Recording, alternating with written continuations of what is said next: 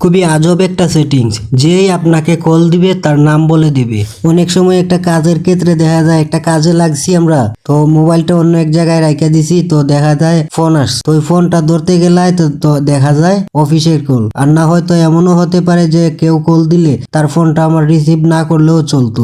এই ফোন ধরতে গিয়ে আমার কাজের 12টা বাজে গেল। এই হয়রানি আর হতে হবে না। আজকের এই ছোট্ট ভিডিওটা দেখে শিখে নিন যে কেউ আপনাকে কল দিলে তার নাম বলে দিবে। কিভাবে সেটিংসটা করবেন, তার জন্য সবার প্রথমে আমাদেরকে যেতে হবে ফোনের ডায়াল প্যাডে। তারপর উপরে কর্নারের মধ্যে 3 ডট আছে, তার মধ্যে একটা ক্লিক করতে হবে। তারপর দেখুন নিচে সেটিং নামে একটি অপশন আছে, তার মধ্যে একটা ক্লিক করতে হবে। তারপর দেখুন এখানে আছে আনস ওয়ারিং অ্যান্ড ইন্ডিং কল, এই অপশনটার মধ্যে একটা ক্লিক করতে হবে। তারপর যেটা করতে হবে দেখুন এখানে লেখা আছে রেড কলার নেমস অলাউড, এই অপশনটা আপনার ক্ষেত্রে বন্ধ থাকবে, তো এটা চালু করে দিবেন। তারপর দেখুন যে আপনাকে কল দিবে তার নাম বলে দিবে, তবে নাম্বারটা সেভ থাকতে হবে। যদি নাম্বার সেভ থাকে, যেই নামে সেভ থাকবে সেই নামটাই বলে দিবে। আর যদি সেভ করা না থাকে তাহলে আনসেভ নাম্বারে যদি কল আসে তখন পুরো নাম্বারটাই বলে দিবে। তো এই ছিল আজকের ভিডিও।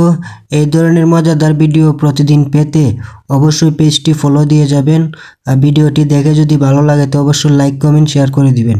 আর কমেন্টে অবশ্যই জানিয়ে যাবেন আপনার মতামত, কোন ধরনের ভিডিও আপনি চান।